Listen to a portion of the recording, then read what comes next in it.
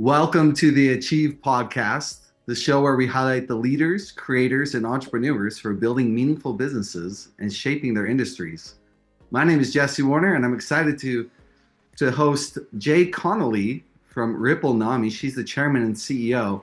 Jaye, it's a pleasure to have you on the podcast today. Thank you for accommodating my schedule change, and thank you for having me. I'm excited. So our audience can get to know you a little bit better. Give us the quick backstory of your business. What do you do? How did it get started? Geez, that's a long story, but I'll make it short. So about 11 years ago, two guys started this company called RippleNami, and I was brought on as a board advisor. And where we are now is we work in Africa with African presidents. We deploy technology, we aggregate all their government data, so think of e-government, and solve giant problems so that they can become sovereign nations and grow their middle incomes. So that's a lot. When did it start? It started 11 years ago, 2014. 2014. How big is your team now? Gosh, it ebbs and flows based upon what country we go into. So we can be up to 150 people when we're deploying, and down to, the core team is about 15 people. Okay. Well, congratulations. Thanks. Yeah. In each country we go into, we leave behind a staff, and we only hire within each country. Okay. Yeah, that's wonderful. Tell me a little bit how your business has changed as it's growing. Well, we keep evolving, and I always say we don't know what we're going to be right now, but we keep growing. So because we're in emerging markets that are very fast moving, we can be really dynamic and change on a dime. So when new technology platforms come up, like AI, which we had been using AI about 8 years ago, but now with the generative AI, we can do things faster, quicker. So we're able to adapt to new technologies pretty quickly. So we're not stuck in this old platform, SQL base, whatever, those old platforms. We're really nimble. Let's talk about AI for a minute. There's a lot of buzz around AI, a lot of evolving every day, changing. How are you guys using it in your business today? Yeah, fun fact. My first turnaround company was an AI company, and that was in 2005. So it's been around a long time, and we used it in healthcare records, and I ended up selling it to United Health. It's still the core of all their healthcare records.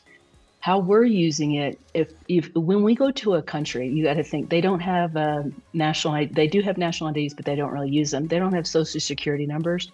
So pulling in data from, like, say, 12 different ministries, departments, and agencies, pulling that all in and matching it to say, this is Jessie, this record is Jessie, is a feat. It is hard.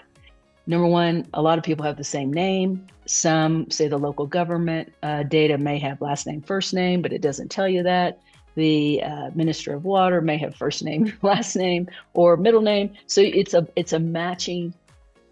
It's so hard. So with AI, that has really helped us be able to match and do fuzzy matching, which we match phone numbers, emails, names, whatever data we can to get a little bit more certainty.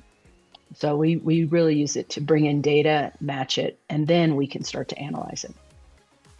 So you're a business to government kind of organization. We are B2G, right? Yes. When you're looking at sales, marketing, outreach, what's working in the B2G space? Okay, we figured this out. It took us a couple of years. What works for us is we have really strong local partners within each country who has an interest in making their country great. And with that, and then a president, we work with the president, and then us. So that's the triangle that we go into any country. And we first, unlike the United States, think about it as, if we step back just a second, Africa has 1.5 billion people and 54 countries. So I kind of look at it like it's 50 states, even though it's huge. So the presidents will be over a country, maybe 2 million people up to 180 million people. It depends. The presidents rule, and how the presidents steer the country, so goes everything else. So we don't start at the ministry level, we start at the president level. So we work with local partners, the president and us, and we go in and set the initiative at the tone of the top, and then it trickles down. So partners, clearly a key part of this. Presidents 100%. Are changing all the time as well, right? They do. And these partners, they have been around a long time. A lot of them came from the telecommunications sector and laid all the fiber a long time ago. So they've been around a long time. So we see presidents sometimes come and go, sometimes they stay. But yes, we have to be fluid. And there's some countries we won't go into. We've tried. And since we're Americans, we can't take a bribe or give a bribe. And so there's some countries that doesn't work. That's okay. We just move on. There's plenty of countries. So Jay, you mentioned having to scale and then scale up, scale down. You've got a core team, right? What are some of the constraints you see as you try to grow your business? We don't really have any constraints because our team is so good, and our supplementary developers, when we need them, they've worked with us now for many years. So we don't have any staffing or business restraints. It's just the sales cycle is rather long and ups and downs, and it's not your traditional US sales cycle. So it could be maddening for some. We're used to it. We've been doing it 11 years. But for some investors or board members, they'd be like, show me your next, 30, 60, 90-day pipeline. You're like, yeah, right. I could show it to you, but it'll change the next week. So you have to be really patient and fluid.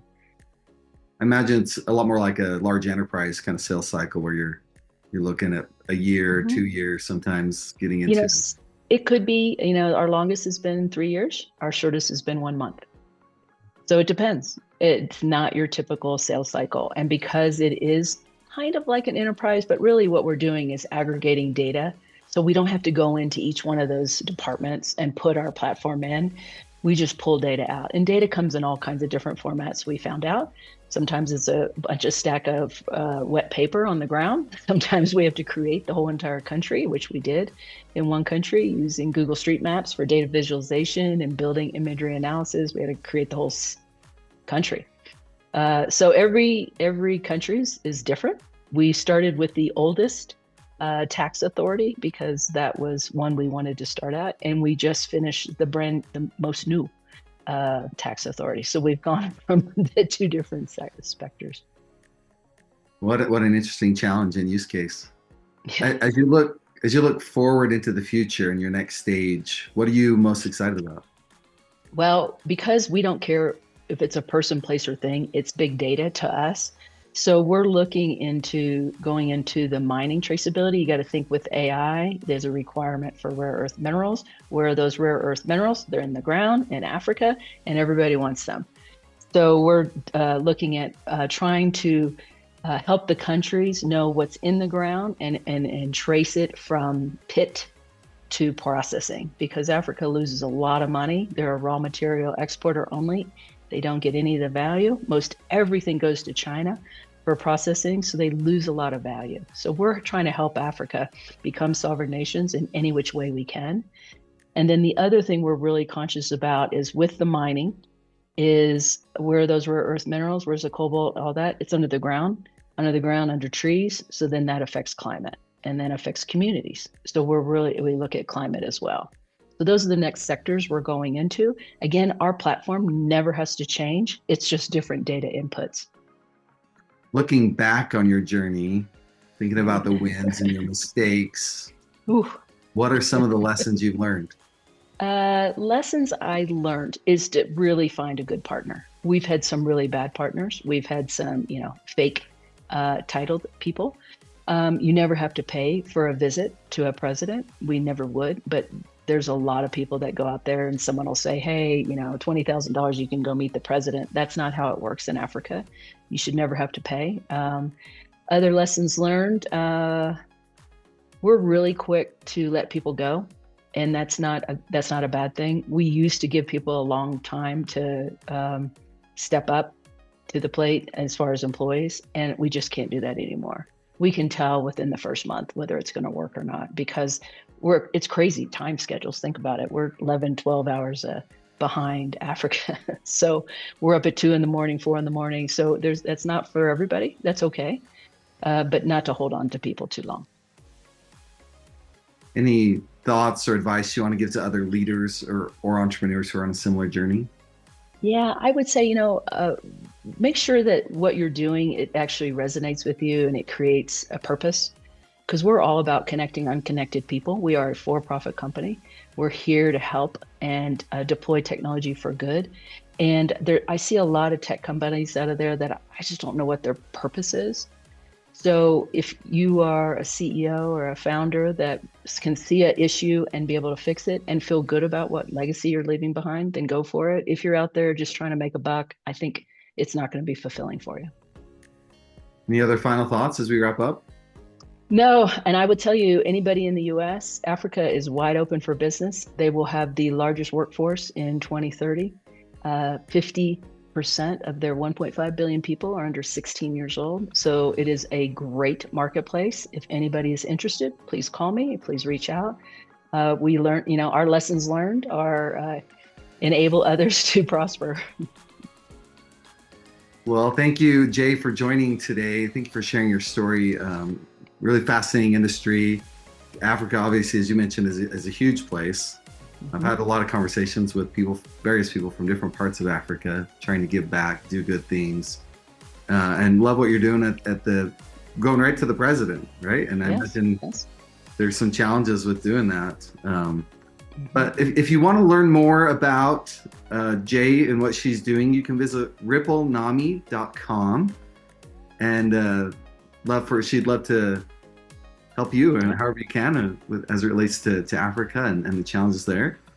But that'll wrap up today's episode of the Achieve Podcast. A big thank you to our sponsor, Achieve Fractional, which provides fractional executives for growing businesses. And if you enjoyed today's conversation, follow the show, share it with another entrepreneur who'd also find value in it.